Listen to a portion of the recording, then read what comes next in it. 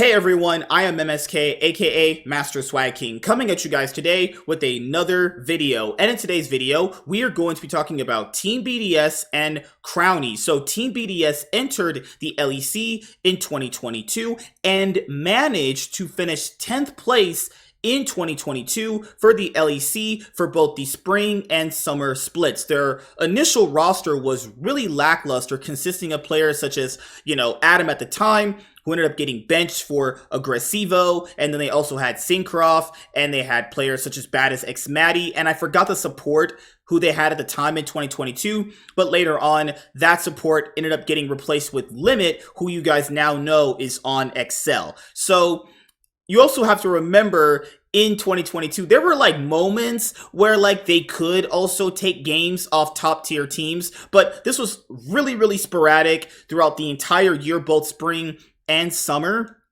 And you knew this roster just really wasn't that good. And you knew going into 2023, they would be making some pretty big changes to their League of Legends roster. So in 2023, they managed to bring back up Adam from their academy team. They ended up bringing up Crownie from their academy team, and also bringing over Shio and getting rid of Syncroft and getting rid of Aggressivo. And they also managed to get LeBron from Team Vitality. They've had the same mid laner since 2022, who you guys now know as Nuck. His previous name was Nuclear Int. So in 2023, during the LEC 2023 winter split, the results were still pretty middling for BDS. They managed to make it, to the best of 3 stage, but ended up also faltering in that as well. But they really started ramping up in the LEC 2023 spring split, where they actually managed to make it to the finals, and they lost to Mad Lions 3-2. And they were 1 game away from qualifying for MSI 2023. Then, also in 2023 LEC Summer Split, they also had a very similar performance as well, though not as consistent as it was in spring. And they also managed to qualify for the season finals for the LEC 2023. So in the season finals for the LEC 2023, they actually lost to Fnatic in a nail-biting best-of-5 series. So they had to obviously qualify for Worlds in the new Worlds qualifying series for 2023 as well, facing off against the LCS 4th seed Golden Guardians, and they actually managed to beat Golden Guardians, stomping them 3-0. Then, after qualifying for Worlds 2023, they managed to make it out of the play-in stage in a nail-biting best-of-5 against the PCS #1 seed as well. Then during Worlds 2023, they were completely out of their element, actually dropping every game. I mean, they had to face JDG initially at the gate, which is a tough task in and of itself, but they didn't manage to win any games at all. Now, let's talk about Crownie. So Crownie started in the LEC in 2019 with SK Gaming, actually. So yeah, he was on SK Gaming before that. I'm pretty sure he was on that Mad Lions roster who won the ERLs back in the day with Nemesis and Selfmade. So he's been on SK Gaming. He was a streamer for Genji, like Nemesis actually was. He came back to SK Gaming, I think, at one point, and then he also played for Team Vitality as well, and now ended up on Team BDS. Now, Crownie, initially, when I first was watching him, I didn't think he was all that impressive. He was pretty passive. He didn't really ever take over any games, but he later on started becoming more of an aggressive carry ADC, as we now see him in 2023. Now, there have been people that have been pointing out that he had been pretty inconsistent in summer, but I don't think that was inconsistency due to bad gameplay. I think that was inconsistency because BDS started to falter in a lot of the things that actually made them decent as a team in the LEC. Now, there was something that a lot of people do when regarding the World Championships, where let's say a player like Crownie, who was one of the best ADCs in Europe throughout 2023, if you have a bad World Championship performance like he actually did, I think he played pretty bad at Worlds, if you're asking me. His actual level of gameplay that he showed in the LEC was not present at the 2023 League of Legends World Championship, people have these two different mindsets, and I'll explain them to you. So even if you perform very, very well throughout the entire year and you don't have a good World Championship performance, if your League of Legends teams qualify for the World Championship of that year, then people will want you out of the actual roster you were playing in, even though you were actually pretty good throughout the entire year. So it's two different things you must look at. Do you keep a player who was playing good for you throughout the entire year and has a bad World Championship performance like he did? Because remember, guys, this was his first World Championship he actually qualified for, despite being a pro player for as long as he was. Or do you just only value Worlds as a tournament and then you just disregard the entire year?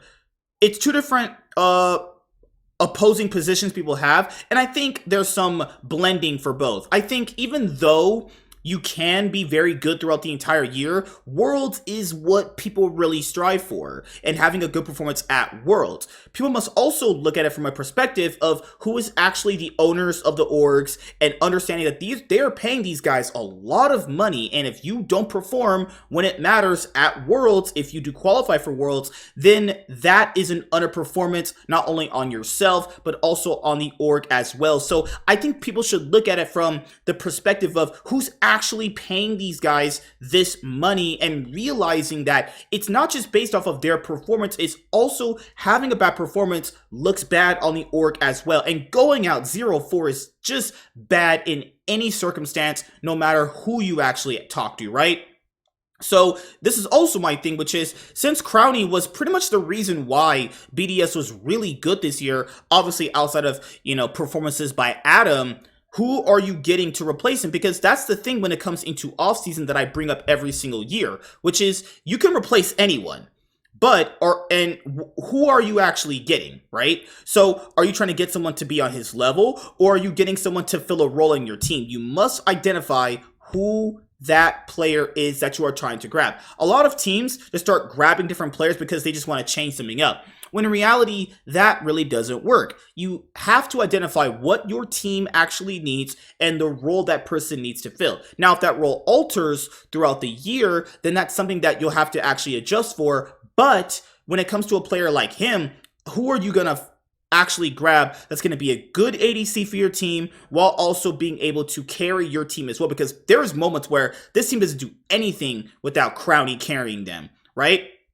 But at Worlds 2023, that was more or less so levied on Adam. Adam was their best player at Worlds, and also one of their best players throughout the year as well. So I know people don't value all these different positions when you're talking about the offseason. I mean, most people just see it as, oh, if you didn't perform very well at Worlds, just get someone else. Not also keeping in mind that if the player played very well throughout the entire year, you must also levy that as well. And also levy, what is your expectations for your roster anyway?